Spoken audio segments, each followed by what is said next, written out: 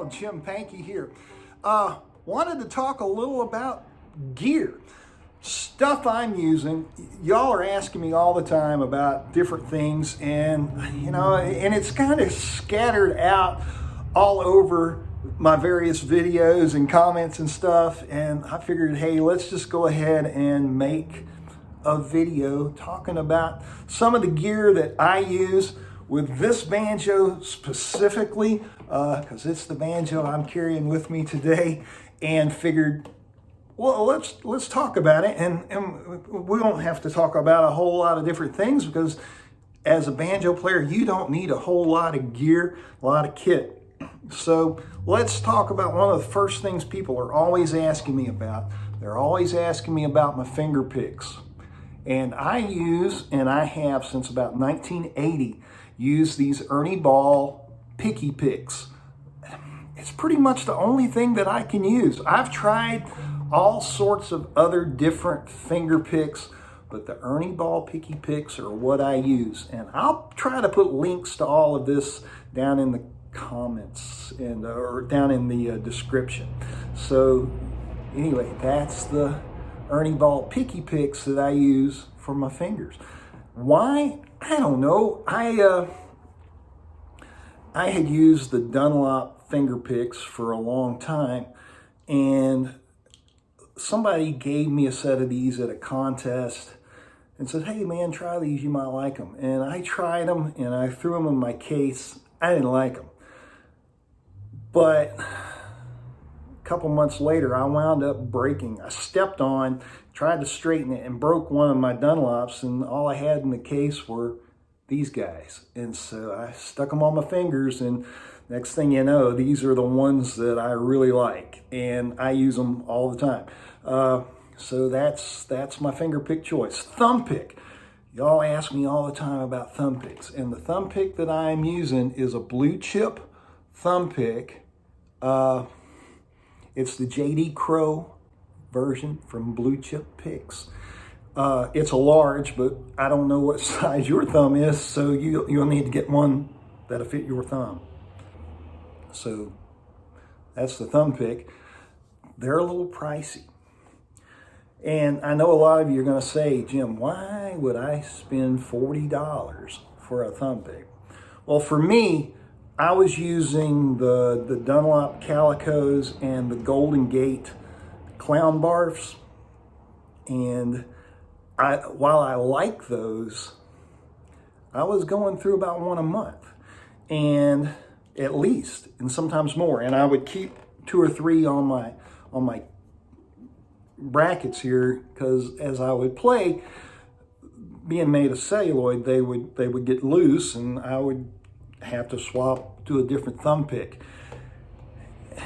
So, by the end of the year, I had spent $24, give or take, on a thumb pick at $2 a pop. And I figured, well, if I can do this. So I've been using these blue chip picks for a while. I'm on number 3 since 2010, 2009. I've been using them for a long time. I mean, since before Matt was actually selling them to anybody. I wound up with one, and I've been using them since. And so in a dozen years or so, I've got 3 thumb picks. So that's the picks that I'm using. So hopefully that'll give you, something to think about. I'm not saying to use the blue chip. I'm not saying use the Ernie Ball picky picks. Find a pick that you like and try them. If you want to try these, that's cool. You might like them. I do. So that's something to think about. All right. People ask me about straps. This strap is it's a Huber strap.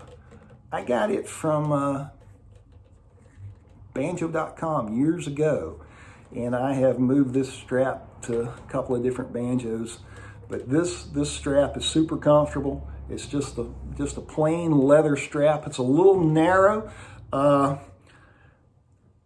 It's not the most comfortable strap because it's narrow, but I like the looks of it because it's narrow. Maybe fashion over function in this case for me, but I really do like the narrower looking straps. So that's the reason for this. And it attaches here. See, it's just a loop, and it attaches to the bracket right there.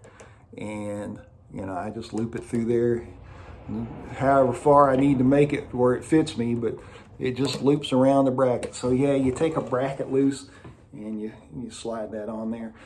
I don't take it off. I don't swap it from banjo to banjo, so I just leave it on this one. And this is the primary strap that I'm using. Most of the time you'll see me with this banjo, and this is the strap. But I do like a narrower strap. Capos. People ask me all the time, say, Jim, do you use a 5th string capo or spikes? I use spikes. I don't know if you can see them or not there. Maybe you can get a little glimpse of the spikes, but I do use spikes for the 5th string. I just find that works best for me. Is that going to be the solution for you? I don't know. You could use the pin cap capo. You could use the Shubb sliding capo, Pittman sliding capo. I've got a video. There's a link for those types of capos, and you can figure out which one you like. And then for my regular capo that I use up here, let me show you this. This one I've had for a long time. It's a McKinney. It's just a McKinney capo, and I've had it for a number of years. I think Elliott makes these now, and they're a bit pricey. It was pricey when I bought it, but it's a one-time purchase, you know, and it stays on this banjo. This is rare that you see it off the banjo, but it's just a C clamp kind of capo, and it stays on, and that way, one, I don't take it off, stick it in my pocket, forget it's there, and leave it laying on the dresser or something later, and then when I get out with a banjo, I don't have it. It's always on my banjo, so I really like it. Now, the one thing to keep in mind with it is it goes to the 4th fret, and that's as far as it goes. Now, I rarely, if ever, need the capo past the 4th fret, but if I did, then I do carry in my case another capo, and this is the very first Shubb capo that I bought. I got this thing probably in the 70s, late 70s, 77, 78, something like that. I'm not sure when they came out. I've changed the rubber on it a few times, but it's my ancient old Shubb capo. And then if I need the capo past the, you know, if I need the capo past the 5th fret, then I can. Not that I ever would, but if I did need to, we might need to rip into a really fast version of rawhide, and I'll need the capo at the 5th fret, so I'm ready to go when you are. So I do carry that. I keep that in my case, and it just lives in there. It rarely sees the light of day because most of the time I'm using that. Speaking of cases, get a good case for your instrument if you're going to travel, if you're going to ride in the car, if you're going to go to a festival, if you're going to go to your neighbor's house. Get a good case. Get a good case. It's worth it. I have a road case that I keep this banjo in because, you know, I travel quite a bit. And it's an older Calton case I've had since the 90s. I've had this case, and it has been abused and used and sat on and tossed and dropped, and it's been on airplanes. It's been a little bit of everywhere. They're not cheap. If you've priced road cases like this, you know what they cost, but it's an investment. And if I travel, I always take this case. This is the one that I'm going to carry with me. I am not going to carry it in something less. This is the one that I'm going to this is the one I'm going to carry. So I tell you, and I like it because I've covered it with stickers. I mean, I've got every sticker that you can imagine. Well, not every sticker, but there's quite a few on there. So, yeah. So it's good for stickers too. So that's the Calton case, and that's what I use. It's durable. Like I say, they're not cheap, but neither was the Banjo. So I want to keep it protected when I travel. And it's definitely, to me, it was very much so worth the expense. Strings. Y'all ask me all the time, Jimbo, what kind of strings are you using? And usually, 9 times out of 10, I'm going to tell you, the banjo strings that I am using are banjo strings. I use light gauge banjo strings. Today, I opened my case just to see what was there, because honestly, it could have been just about anything.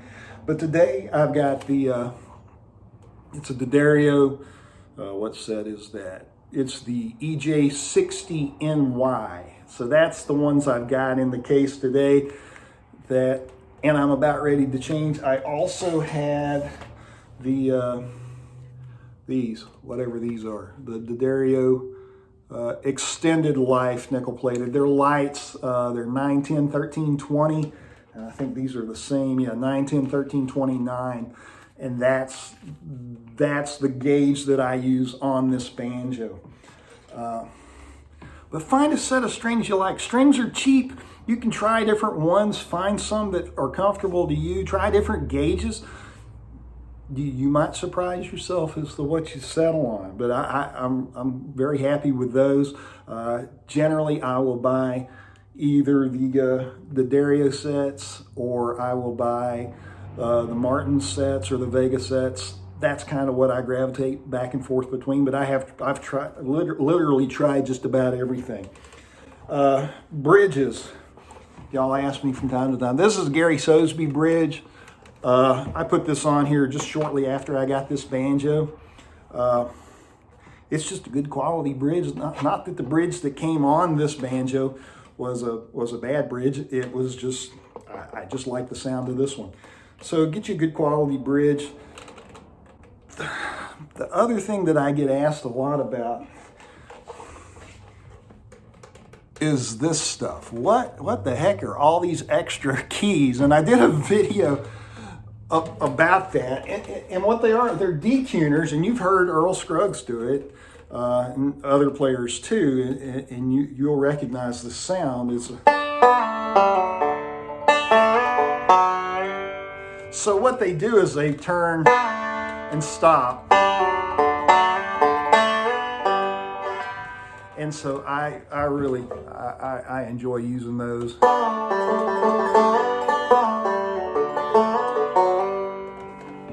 So that's that. Now, fast fret. If you do use some sort of string cleaner, and this I keep this in my case, and this is an old metal can that came with a little rag, and comes with a little thing, and you can slide on your strings and clean your strings if they get really gross. And about the only time you'll see me use this is if I'm playing outside a lot and the strings get just really kind of gross and nasty, and I'm just too lazy to change them, then I'll use the fast fret. And one last piece of gear that's kind of obvious here is a tuner, and you can see it kind of sticking out there, and it is one of the D'Addario, and it's an older one. It's Planet Waves micro tuner, and there's